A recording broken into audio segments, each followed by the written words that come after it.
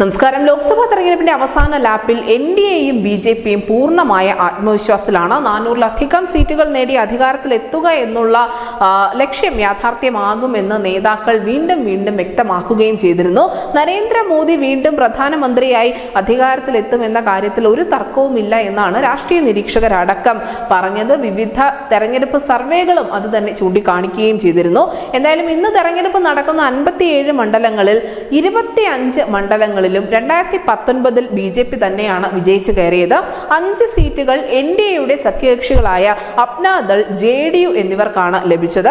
കോൺഗ്രസിന് ലഭിച്ചത് വെറും 8 സീറ്റുകൾ മാത്രമായിരുന്നു.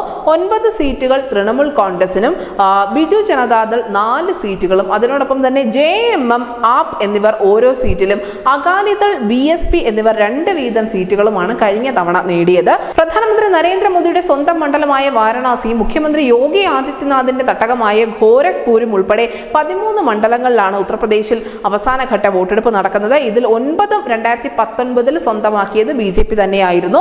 2 സീറ്റുകൾ അപ്നാദളും 2 സീറ്റുകൾ BSPയുമാണ് നേടിയത്. എന്തായാലും 7ാം ഘട്ടത്തിൽ തെരഞ്ഞെടുപ്പ് നടക്കുന്ന ബംഗാൾ, ബീഹാർ, ഹിമാചൽ പ്രദേശ്, ഒഡീഷ, ഝാർഖണ്ഡ്, ചണ്ഡീഗഡ്, പഞ്ചാബ് എന്നീ സംസ്ഥാനങ്ങളിൽ പഞ്ചാബിൽ മാത്രമാണ് കോൺഗ്രസ് പാർട്ടിക്ക് കുറച്ചെങ്കിലും പ്രതീക്ഷയുള്ളത്.